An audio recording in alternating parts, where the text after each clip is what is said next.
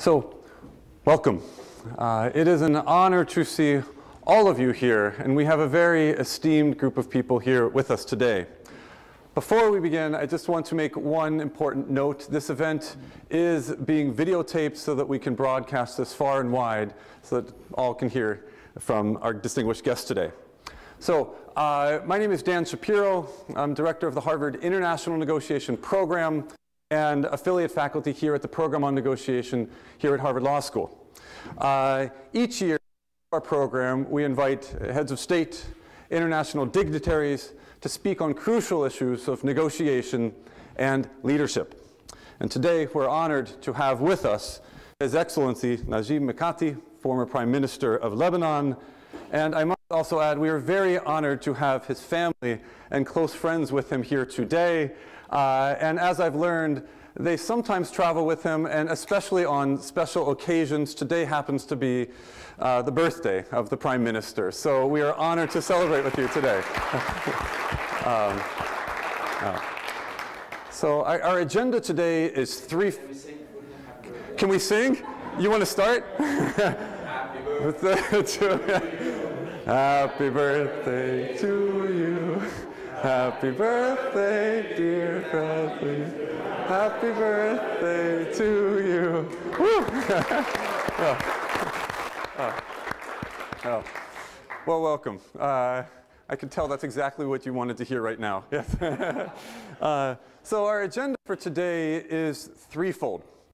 So I'm going to give brief introductory remarks, 3 to 5 minutes, and then I'll turn the floor over to our distinguished guest this morning, who will present for approximately 20 or so minutes.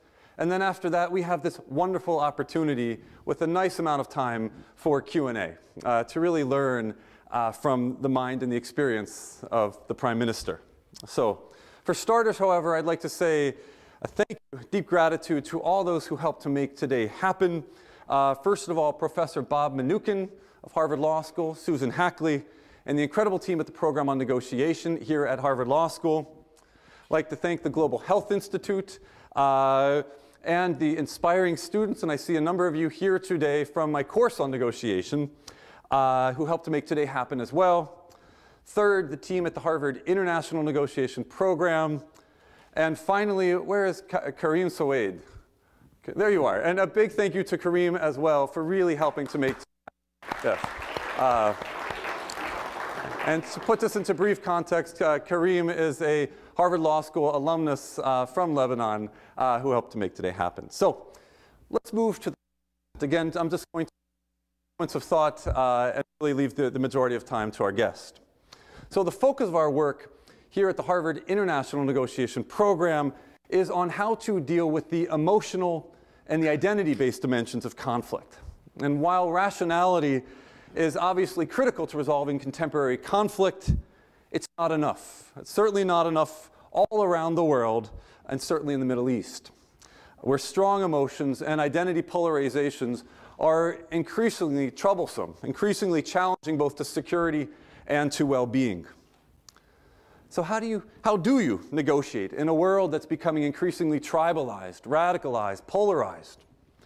How do you build consensus when global, regional, and domestic forces all seem stacked against you and all ultimately seem stacked against peace?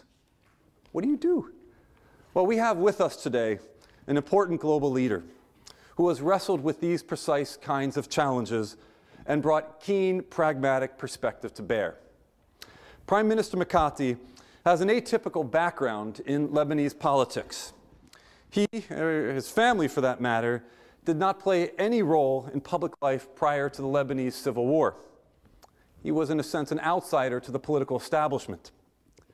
The pre-war political establishment was dominated by a few semi-feudal families from varying sects and with large popular bases within their respective religious groups. Then, during the war, civilians tended to desert the political scene, while warlords tended to take center stage. Only after the Civil War, starting in 1992, did the new political faces emerge. Prime Minister Mikati is one of those, who belonged to no particular political current, but who viewed the state as the largest and most unifying party. He is known for his ability to maintain rapport with all factions and to avoid special relations with any particular party or special movement. So centrism has been part of his personal and political DNA. His two premierships in 2005, after the assassination of Prime Minister Hariri, and in 2011, on the eve of the Arab Spring, were some of the most difficult periods of time that Lebanon has seen. Prime Minister Mikati is known as a modernizing statesman, a patient crisis manager, and mostly an independent, open to dialogue. So, on behalf of the Program on Negotiation, on behalf of Harvard Law, Prime Minister Najib Mikati.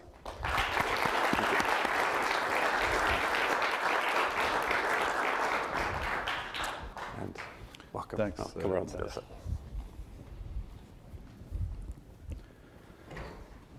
Daniel, I would like to thank you for your invitation and congratulate you on the efforts you spent to excel with your international negotiation program. Ladies and gentlemen, I am delighted to be here today to talk to you about centrism, a topic which might be familiar to you, but which needs to be promoted in my part of the world as probably the only way to bring people to a common ground. Because in our region, the issues are not debated between left and right, liberal or conservative. Unfortunately, between left and right. Unfortunately, they have been taking the shape of religious affiliation. And I believe that tolerance and moderate policies through centrist governments are the answer to federate all factions around one state. Centrism is a balance. It's a balanced political positioning. Exactly, it's a balanced political positioning based on the practice of promoting moderate policies, which shy away from various political extremes. In other words, centrism is neither left nor right.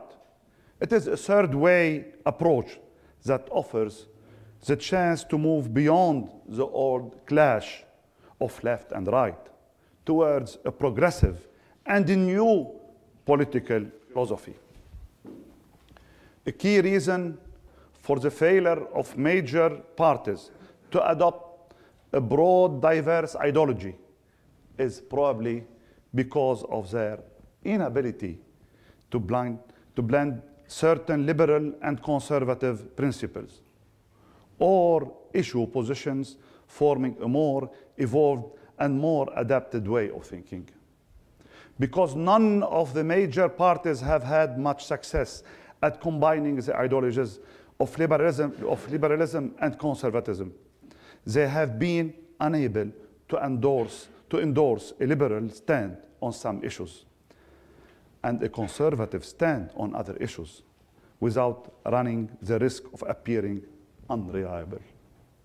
Similarly, they have been unable to propose, yes, they have been unable to propose federating policy alternatives without threatening their support base, which tends to be organized along very stiff ideological lines. For this reason, both of the major factions have become ideologically constrained, they have become polarized, and sometimes deceiving in their public policy choices. When tackling the issue of centrism in politics, a common denominator emerges, that a centrist does not follow a specific party line. To me, a centrist is someone who believes in practical solutions that are more constructive than moral victories and more uniting than partisan conflicts. Usually, it's easier to define what a centrist is not, rather than what it is. A centrist is someone who is fundamentally free in spirit and who refuses to be passive, facing rigid views. A centrist is neither a populist who pleases all crowds, nor an elitist who addresses a few. A centrist is one who represents a silent, underrepresented majority, using common sense, not common causes, as a rallying point. A centrist is someone who does not bend both ends towards the center to attain a medium outcome, but rather works on minimizing the distance in between by creating equilibrium, by increasing the footprint of common ground and reaching out to all citizens. Therefore, taking into consideration the well-being of nation as a whole. A centrist is not someone who would say no to the left and no to the right, but rather says yes, and yes to ideas that would improve the rapprochement between various social, religious, and political views, taking into account the broader national interest and not focusing on a biased view. For me, the three major pillars of centrism are inclusiveness, driven by the willingness to federate the larger approach, the larger number of people with different affiliations and background. Tolerance, represented by the willingness to accept the particularities of each individual, regardless of his or her race, gender, political, or religious belief. Pragmatism, where solutions must not bend to special interest agenda or to extremist position, but rather have realistic and achievable answers to the various problems facing our societies. I want to move the theme closer to home, to Lebanon, and share a few models of the centrist experience, which invariably has been associated during the last century with the most stable, prosperous, and productive years of our country.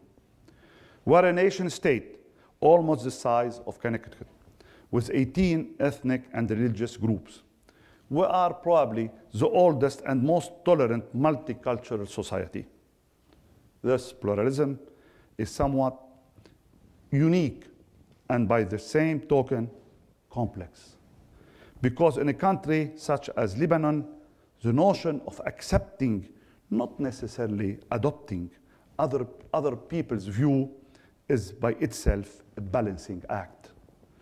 This is why, in such pluralistic environment, a struggling democracy and extreme views on the rise in the region, centrism becomes a much needed strategy.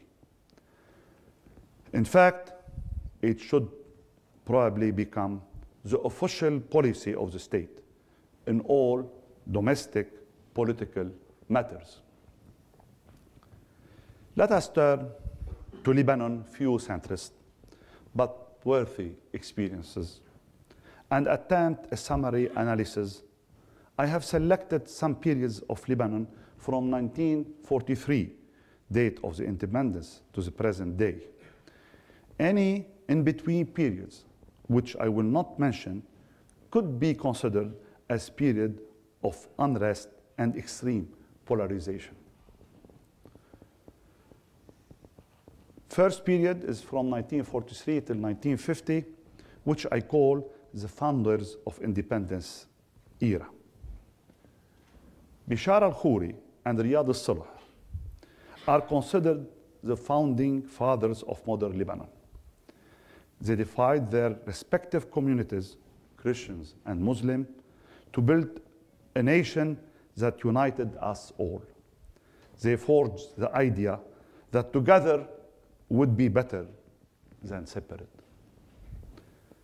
In essence, they argued for the principle of one nation, but with a plural system that respected the rights and freedom of all religious groups. They were able to bridge the gap between Muslims who supported unity with Syria and Christians who supported smaller, Christian-oriented Lebanon. That period of calm and stability lasted from the early 1940s till the mid-50s. In Lebanon time, this equates to a century. Second period is 1958 until 1964, and we call it the Fuad Shahab era.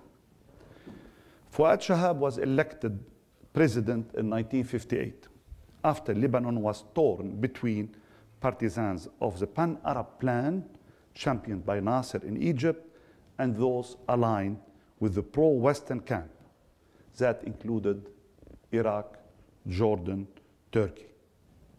And history seems to be repeating itself to a certain extent. Then Jah Shahab, who was the commander-in-chief of the army, revealed his centrist colors by refusing to use lethal force against the insurgents. Once elected president, he initiated and led a dual policy of cooperation with Pan-Arabists on regional issues of security. He also led a firm resistance to any interference by Lebanon's neighbor into internal politics. Too small to defy, a wave of Pan-Arabism, and eager to preserve at any cost the unity of the country. This centrist policy gave Lebanon an era of stability. Third one, we can call it the era of Salim al-Hus and the first government of Salim al-Hus. Prime Minister Salim al-Hus was a moderate politician, a centrist by nature, and a statesman par excellence. He is remembered as a great crisis management who, despite the civil war, he appointed a government of technocrats with ministers representing all quarreling factions who managed to balance between lawlessness in part of the country and the need to reassert the role of the state. Fourth one, we can call it the era of Rafiq al-Hariri. Other examples of centrist attempts include the first government of late Prime Minister Rafiq al-Hariri, formed in 1992. After a devastating phase of the civil war and following a constitution amendment, the so-called Taif Accord, late Prime Minister Rafiq al-Hariri formed an all-inclusive cabinet and started a mega reconstruction program. By forging common economic interests, he narrowed the divide between all factions and stressed the role of friendly government, promoting the role of the private sector. I come to 2005, where my first assignment as Prime Minister. In April 2005, I was nominated by an overwhelming majority of members of the parliament to lead a government in the aftermath of the assassination of PM Hariri. It was a dark moment in the history of our nation, and we were at a crossroad between relative stability and the assured descent into the abyss. I had formed my first government by appointing technocrats representing all factions in order to avoid political bickering in the cabinet and to emphasize the focus on practical management of government affairs. I abstained from running for parliament, a first for a sitting prime minister in order to avoid any conflict of interest. Finally, our government organized the subsequent elections with the results reflecting, as never before, the true choice of the electorate body in Lebanon. My second term of premiership was from 2011 till 2014. Fast forward to 2011, the Lebanese parliament for a second time nominated me at majority as prime minister. At such time, and as it continues to be, Lebanon was torn between those in support of Iranian policies in the Middle East and those of Saudi Arabia's.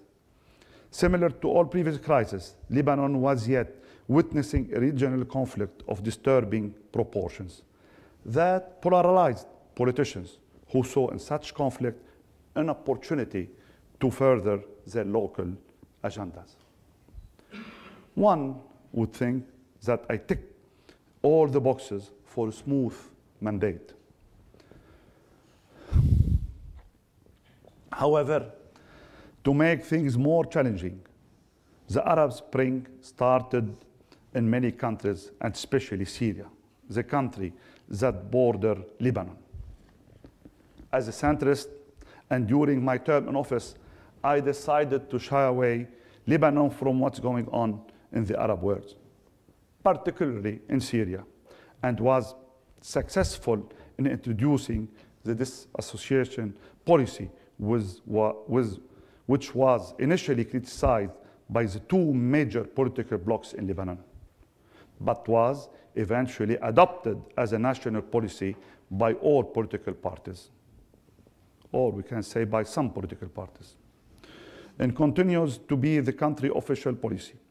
In retrospect, the very centrist dissociation policy safeguarded Lebanon from a new civil war. My second premiership term was definitely a tough era. I generated the worst reactions from all factions. In the local political context, I had no supporting party, no religion bias, and no affiliation to any foreign nation. I became a political outcast, or worse, a centrist.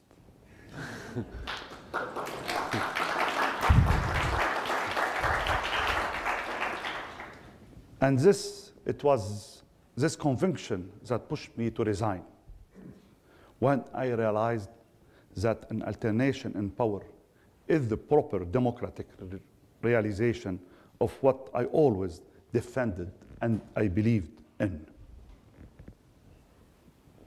How dare you be a centrist in the Middle East? Should be a title for a play.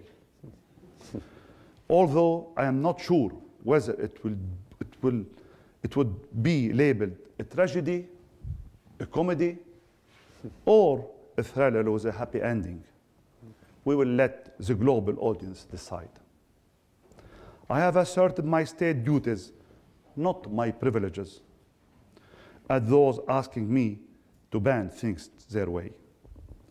I have defended diversity of thought to those accusing me of listening to the other side. I have called and fostered dialogue when political discourse was nil. When the entire Arab world was on fire, I have worked hard to maintain peace and order between rival factions. I have managed a government with unsatisfied majority and stood accountable before a biased minority. I have defended integrity in politics and tried to promote meritocracy. I have fulfilled Lebanon's international commitment, and this was very important. I have championed the cause of none and asserted our collective duty to the nation. Practically, what did I learn by being in such uncomfortable situation at such critical time? Here are my 5 tips for centrists. Do not take one view. Take 2, even more. But form your own and state it loud and clear. Find like-minded people on both extremes. They are out there. Seek them. Foster dialogue between archenemies, even if indirectly. Everyone wants to be heard. Communicate even at the expense of your vocal cords. Never compromise on your principles, even if you constitute a majority of one. So, if I go back to the title of our discussion on whether centrism in Middle East politics is a myth or method, I simply say that centrism is a myth for those attached to their rigid extreme views, but is definitely a third-way approach to those thriving for solutions, taking into consideration civic peace, stability, and prosperity. So I will rephrase the title by saying that centrism in the Middle East politics is not a myth, but a real necessity. In conclusion, my dear friends, I will end with what one of the promoters of centrism once said: sometimes we go right, sometimes we go left, but in the end, the best policies lie in the middle. I like to make this quotation without saying who said this, because I would like that you judge the content of what he said. The content is beautiful, but whenever I'm going to say who, maybe part they are against, part they will be with. The one I am quoting was Bill Clinton. Although this honorable school has been once labeled as Beirut on the Shores, I hope that the former Prime Minister of Lebanon, who is with you today, coming from Beirut, capital of Lebanon, is a signal of reconciliation between all the diverse and wonderful currents on the school. Thank you very much for your time. Thank you.